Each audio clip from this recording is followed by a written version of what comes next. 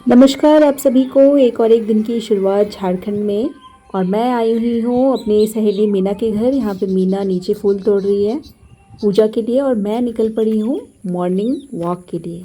और ये जो जगह है झारखंड में बहुत ही सुंदर जगह है। और मीना के घर से थोड़ी दूर पे ही एक नदी बहती है जिसका नाम अजय नदी है।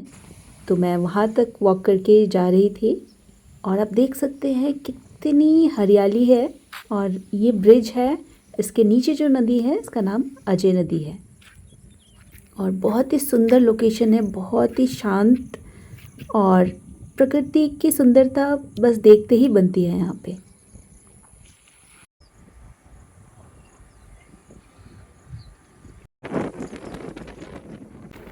कुछ देर वॉक करने के बाद फिर मैं वापस मीना के घर जाती हूँ। और मीना का बेटा ओयन सुबह सुबह अब स्कूल जा रहा है। और ये है बाबुल जो कल मुझे लेके आया था, मीना का कज़न भाई। इनकी दुकान है मीना के घर के पास। और आंटी जी सुबह सुबह निकल पड़ी हैं कपड़ों को लेकर तालाब में धोने के लिए। यहाँ पे वो कपड़े धोने के लिए आती हैं। घर के पास ही है ये तालाब। और घर पर यहाँ पे मीना नहा धो के तैयार होके करती है पूजा। और फिर मैं करती हूँ ब्रेकफास्ट। यहाँ पे मुरमुरे के ब्रेकफास्ट किया जाता है, साथ में कोई सब्जी होती है। और आंटी जी भी नहा धो के तैयार हो गई और मैं जाती हूँ मीना के मौसी के घर। ये उनके मौसा जी हैं, वो साइकिल में हवा भर रहे हैं।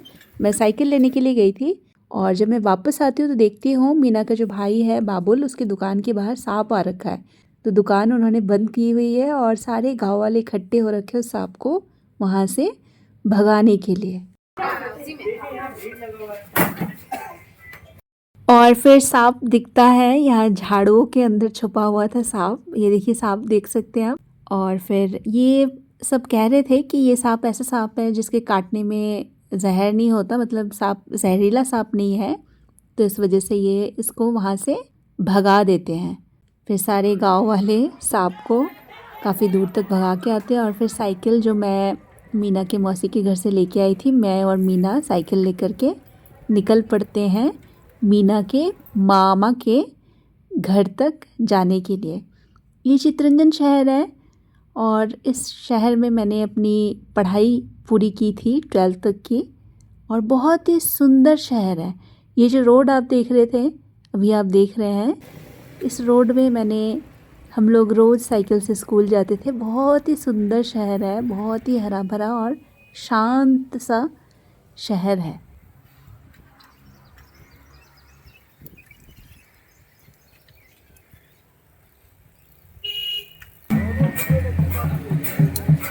और फिर हम पहुंचते हैं मिहिजाम, ये झारखंड में है। और ये जो रोड जा रही है इसके इस तरफ, यहाँ पे इस तरफ जो गेट दिख रहा है उस तरफ बंगाल है, वेस्ट बंगाल है। और गेट की इस तरफ है झारखंड। और फिर हम लोग पहुँचते हैं मीना के गांव तक। काफ़ी दूर है उसका गांव, तो काफ़ी दूर साइकिलिंग करने के बाद ये देखिए गांव कितना सुंदर है। हर जगह धान लगाए हुए हैं। और देखिए गांव में ऐसे मकान होते हैं, वहाँ पे कच्चे पक्के मकान। कुछ देर के लिए मीना यहाँ पे एक पेड़ के छांव में रुकती है, थक गई थी इस वजह से। ये देखिए मेरी सहेली का गाँव, ये मेरी सहेली। और पीछे ये धान।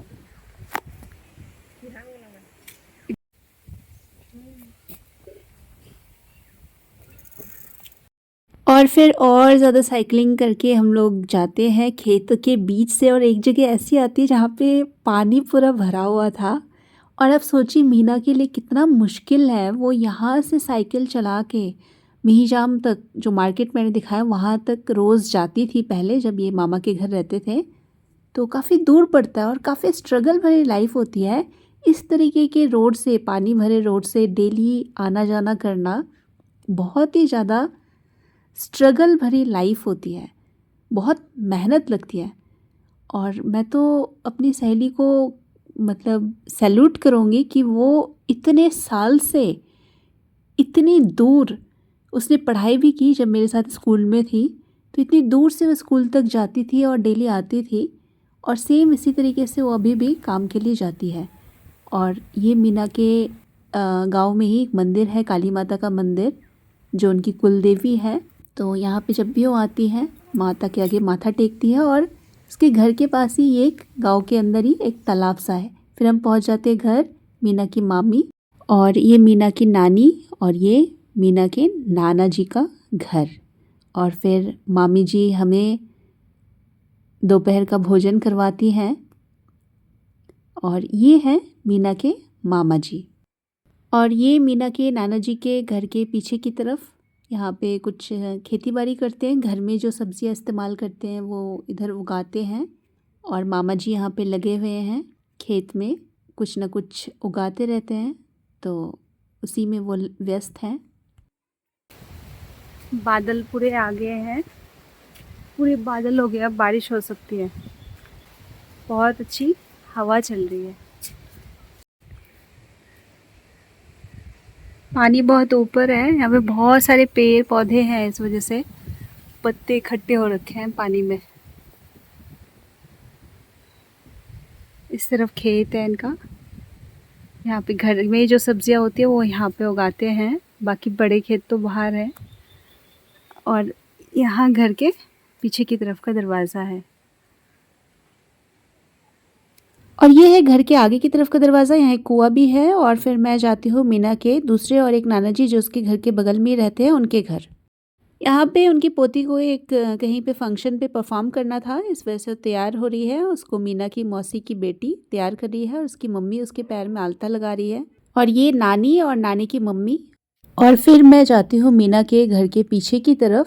यहाँ पे डीवीसी डैम में एक बांध का पानी इधर तक आता है और अचानक से बारिश शुरू हो जाती है। बहुत देर से बादल बने हुए थे इसलिए। तो मैं यहाँ पे पास में ही पीछे उनके घर की तरफ एक समुदाय भवन है, वहाँ पे थोड़ी देर के लिए रुक जाती हूँ बारिश की वजह से।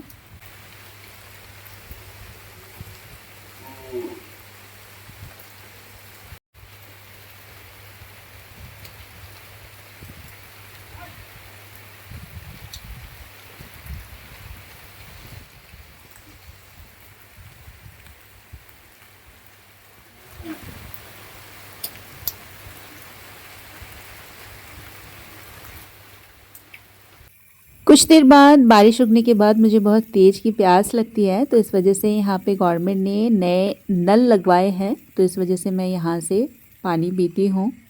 मीना के मामा का बेटा कालीचरण मेरे साथ आया था, तो वो इस वक्त शूट कर रहा था। और आप देख सकते हैं ये है वो बांध का पानी जो यहाँ तक आता है। डीवीसी बांध है इस तरफ।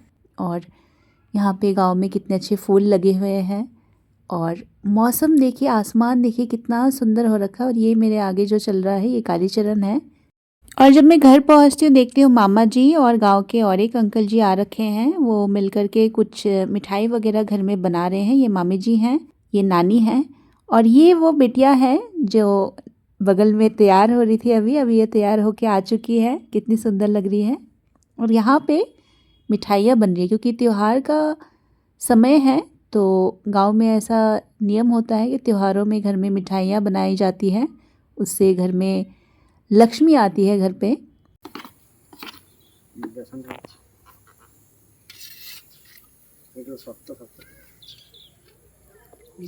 और फिर मैं वापस मीना के दूसरे वाले नाना जी के घर आती हूँ क्योंकि वो बच्ची जो परफॉर्म करने वाली थी, मैं और मीना की मौसी की बेटी, हम दोनों उसके साथ जाने वाले थे। और इनके नाना जी के घर में ही ये देखिए जानवर जो उन्होंने रखे हुए हैं। और ये हर जगह हर घर पे इस तरीके का रिवाज होता है, आंगन में तुलसी का पौधा लगाया जाता है, हर शाम को यहाँ पे दिया जलाया जाता है। और तैयार होने के बाद हम सारे, बच्ची और उसकी मम्मी और मीना की मौसी की बेटी और मैं, और हम लोग निकल पड़ते हैं जहाँ पे फंक्शन होने वाला था वहाँ के लिए। ऑटो से हम लोग जाते हैं। रास्ते में और भी बच्चे चढ़ते हैं जिनको फंक्शन में परफॉर्म करना था। ये देखिए ये बच्ची भी कितनी अच्छी तैयार होके आई है।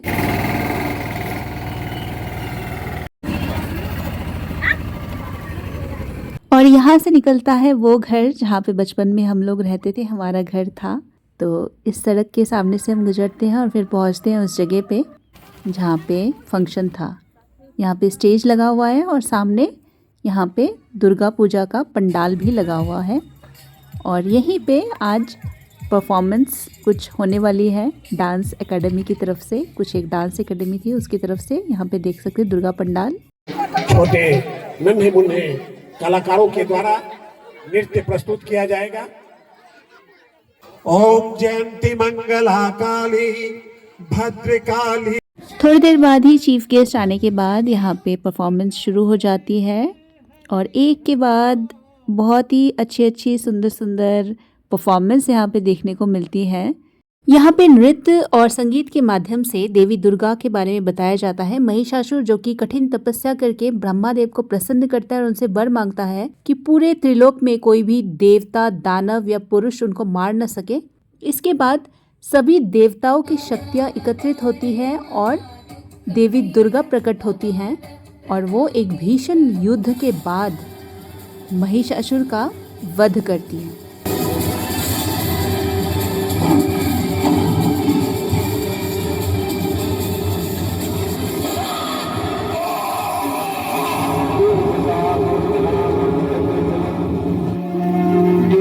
महिषासुर के सुलभित करजन और खड़गनी पाते दैत्यर मस्तक भुलुंठित तखन सुरना। कई सारे और भी डांस परफॉर्मेंस यहाँ पे थी, छोटे छोटे बच्चों की, और लड़के भी थे जो डांस कर रहे थे और बच्चियाँ भी बहुत उत्साह से यहाँ पे डांस कर रही थी। भीड़ भी काफ़ी हो रखी थी।